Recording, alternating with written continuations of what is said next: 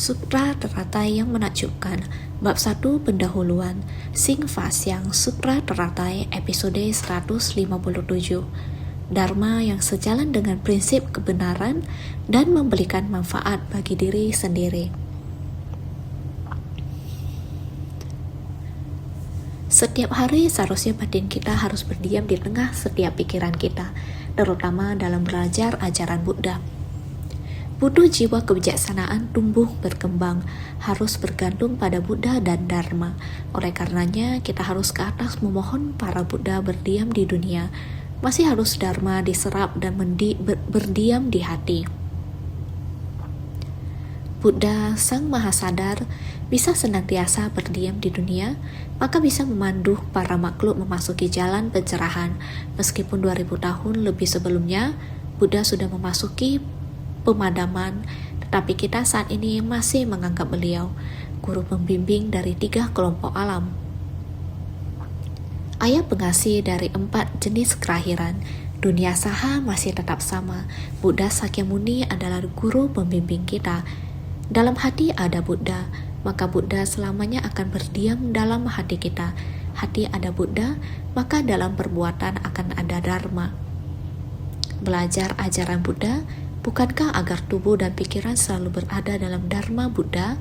Jadi di dalam Sutra Makna Tanpa Batas, Dharma, ajaran Buddha adalah hendak kita selamanya. 3 rangkaian pengetahuan Trividya, 6 kemampuan gaib Sadah Bitsna, dan 37 faktor menuju pencerahan Bodhipaksa Dharma telah terrealisasikan. Kewelas asihan, 10 kekuatan agung, dasah balani, dan 4 jenis ketidakgentaran. Catwari Faisa Radiani telah terbangkitkan, dimunculkan oleh sebab dan kondisi dari karma baik para makhluk. Sutra Makna Tanpa Batas, Bab 1 Sifat Luhur. Dharma, kita harus memiliki 3 rangkaian pengetahuan, 6 kemampuan gaib, harus melewati 37 faktor menuju pencerahan. Kita harus benar-benar berusaha keras. Kita baru bisa memiliki pemahaman yang jelas terhadap Dharma. Maka kita akan memiliki kebijaksanaan untuk memahami dengan jelas 3 alam dan segala sesuatu di dunia ini, baik itu materi atau prinsip, baik itu sesuatu yang berwujud maupun tidak berwujud. Kita baru bisa sangat jelas, sehingga disebut 3 rangkaian pengetahuan dan 6 kemampuan gaib. Begitu, kita baru bisa sepenuhnya melenyapkan kerisauan dari batin kita dan tanpa noda. Dengan begitu, segala hal bisa berjalan dengan lancar. Kita harus membangkitkan kemahawelas asihan, bukan hanya memahami 4 kebenaran mulia, 12 nidana. Kita harus mempraktikkan 6 paramita secara nyata. Jadi 6 paramita bukan hanya kita sendiri yang tekun dan giat. Yang paling penting adalah masih bisa menyelamatkan orang lain. Ini artinya menyadarkan diri sendiri dan orang lain.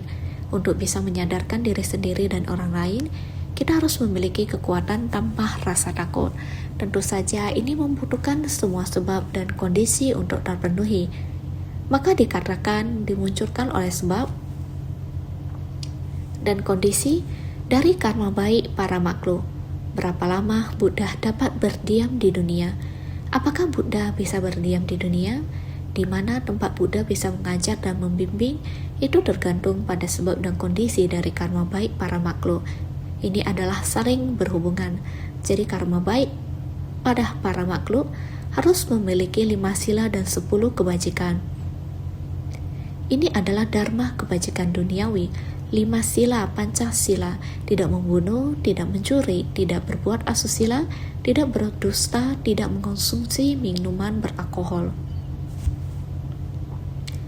10 kebajikan, dasa kusala, 3 dari tubuh, 4 dari ucapan, 3 dari pikiran, 3 karma dari tubuh, tidak membunuh, tidak mencuri atau merampok, tidak berbuat asusila. 4 karma dari ucapan, tidak berdusta, tidak mengadu domba, tidak berkata kasar atau kejam, tidak omong kosong. 3 karma dari pikiran, tidak serakah, tidak benci, tidak bodoh. Di dunia ini sebagai manusia harus menjaga sila. Harus menjaga 5 sila. Bukan hanya sekedar menjaga 5 sila, kita menjadi orang baik. Juga harus melakukan perbuatan baik. Oleh karena itu, harus mempraktikkan 10 kebajikan. 10 kebajikan ini berasal dari 3 karma melalui tubuh, ucapan, dan pikiran. Kita perlu sangat aktif, bukan hanya menjaga, melindungi sila, dan tidak melakukan pelanggaran, tetapi juga secara aktif melakukan perbuatan baik. Inilah yang seharusnya kita lakukan di dunia ini, 5 sila dan 10 kebajikan.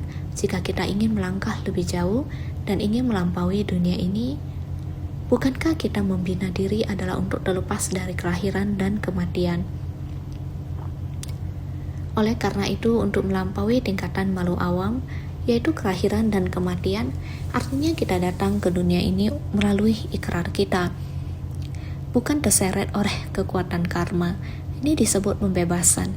Bagaimana supaya kita dapat terbebaskan dan melampaui dunia?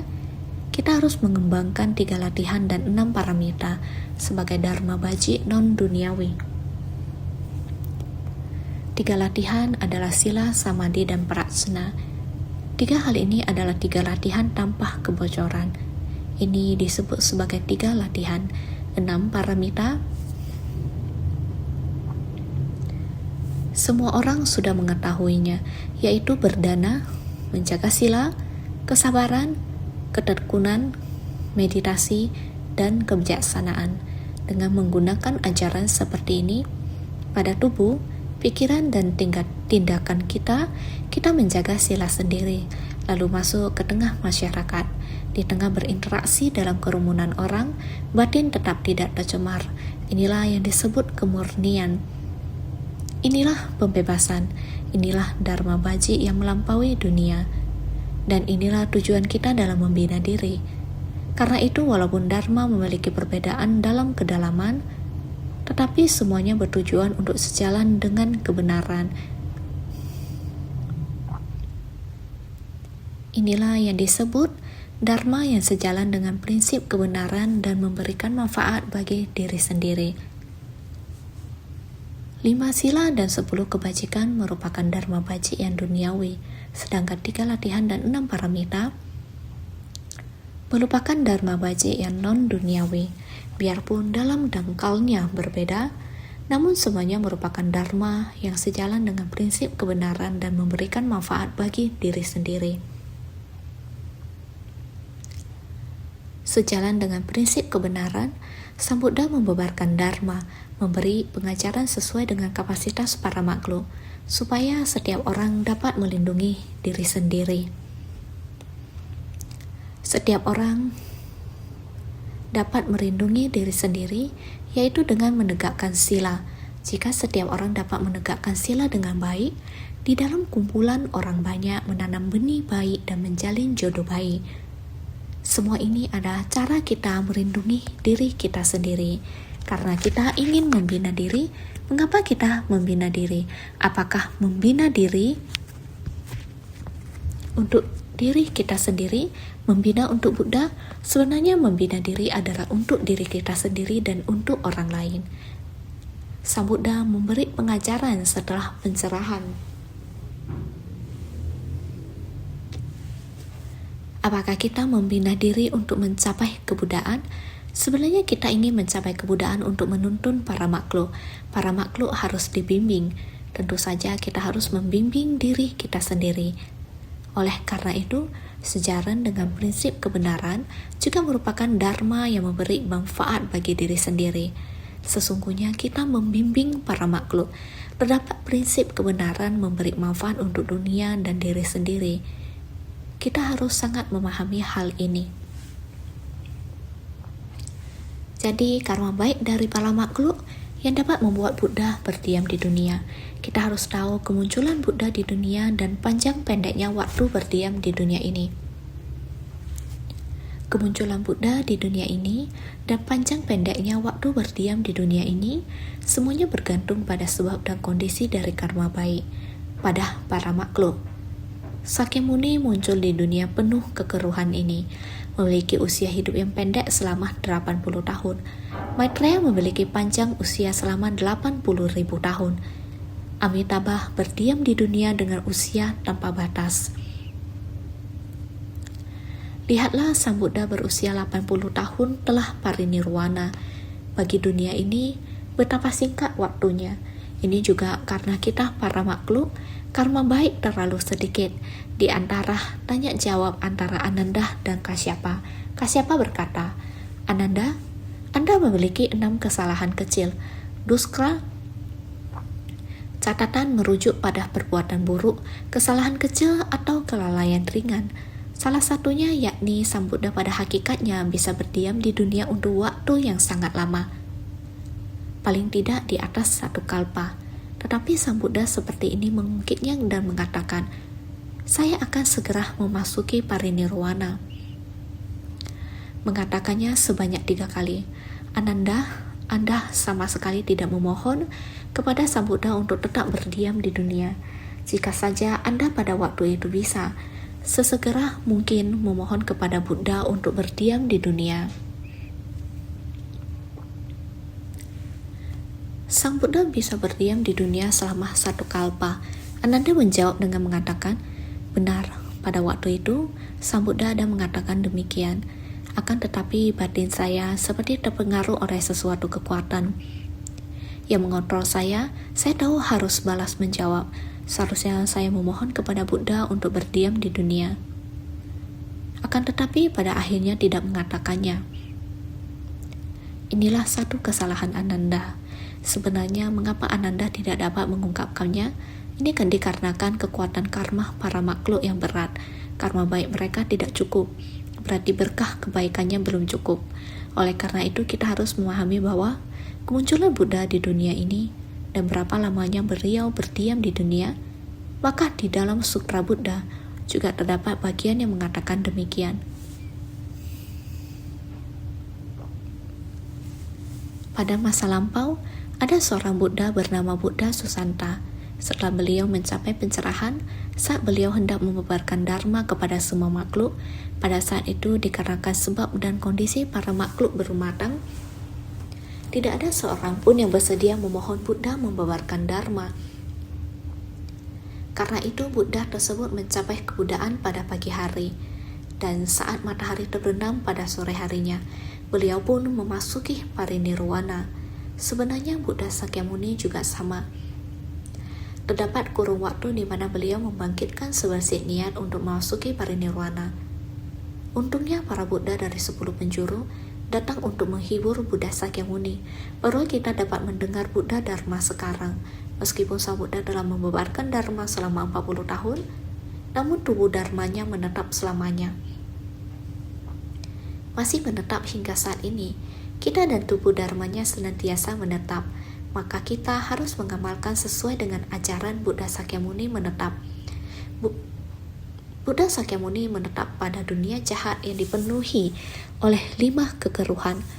Maka Dharma besar, Dharma benar berlangsung selama 500 tahun. Dharma mirip berlangsung selama 1000 tahun. Hingga sekarang yang telah memasuki era kemunduran Dharma, sungguh sangat singkat.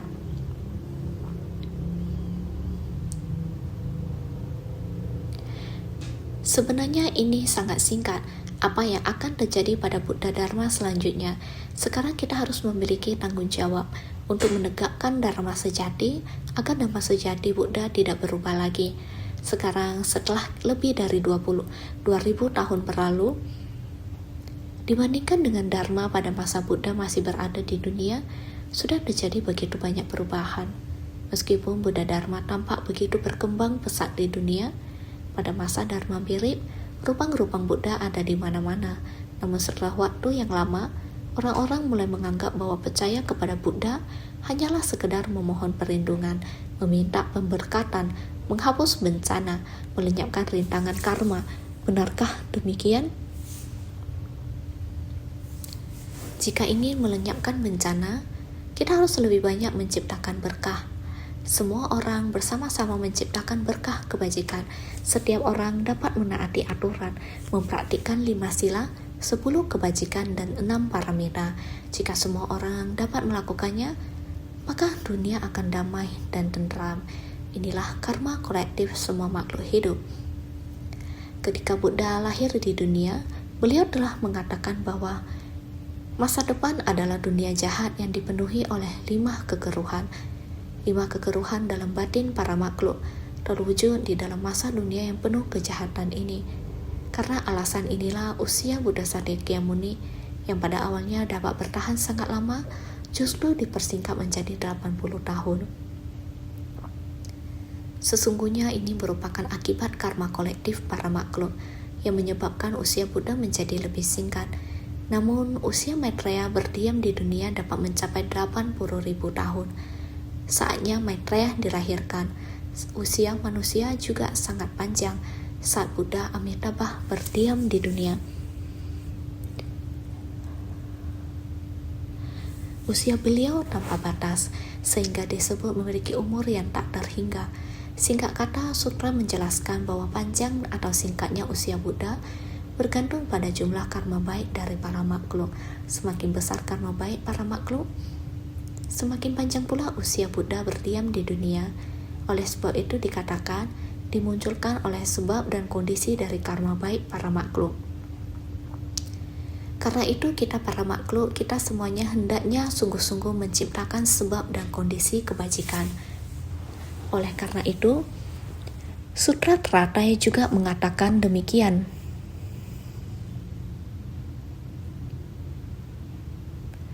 Menampakkan semua tempat di mana para makhluk menerima balasan karma di dalam kelahiran dan kematian.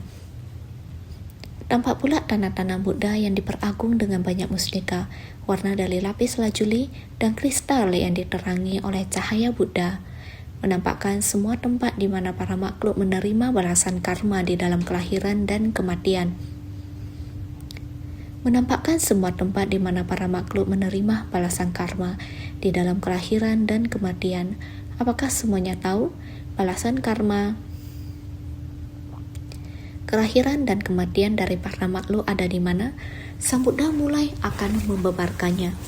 Bagi kumpulan dari manusia, dewa dan naga membabarkan dharma tentang penderitaan, kekosongan, dan ketidakkekalan dan ketidakmurnian. Penderitaan, kekosongan, dan ketidakkekalan, baik ajaran kendaraan kecil maupun ajaran kendaraan besar, Sang Buddha tetap membabarkannya, menggunakan penderitaan dalam kehidupan manusia. Karena penderitaan, sebab penderitaan, lenyapnya penderitaan, dan jalan menuju lenyapnya penderitaan, prinsip kebenaran dari penderitaan sangat banyak. Lalu mengapa menerima balasan penderitaan ini? Karena akumulasi dari kekuatan karma para makhluk, keserakahan, kebencian, kebodohan dari para makhluk, kumpulan dari kekuatan karma batin para makhluk. Ini menyebabkan 4 unsur utama menjadi tidak selaras dan banyak sekali bencana akibat ulah manusia, sehingga Sang Buddha datang ke dunia ini untuk memberitahu kepada kita semua bahwa sebab penderitaan ini berasal dari batin manusia. Sebenarnya para makhluk menciptakan karma karena mereka tamak akan segalanya. Sebenarnya keberadaan mulanya adalah kosong. Para makhluk keliru tidak memahami ketidakkekalan ini. Ketidakkekalan, penderitaan, kekosongan berasal dari hati manusia yang tidak murni. Hati manusia tidak murni, tidak memahami perentungan terhadap tubuh yang tidak bersih. Bila memikirkan tubuh ini dalam proses lahir, tua, sakit, meninggal. Bila telah memahami prinsip kebenaran, dengan sendirinya hati yang tidak murni, ketamakan, kebencian, kebodohan, keangkuhan, dan keraguan sepenuhnya dihapuskan. Saudara sekalian, harus bersungguh hati. Hati yang tidak murni, kita harus selalu introspeksi diri sendiri, bukan hanya tubuh yang tidak bersih. Yang paling penting adalah hati kita juga tidak murni. Jika kita memahami prinsip kebenaran, dengan sendirinya prinsip kebenaran akan kita pahami seluruhnya. Kebijaksanaan dan jiwa kebijaksanaan akan bertumbuh, sehingga semua orang harus senantiasa lebih bersungguh hati.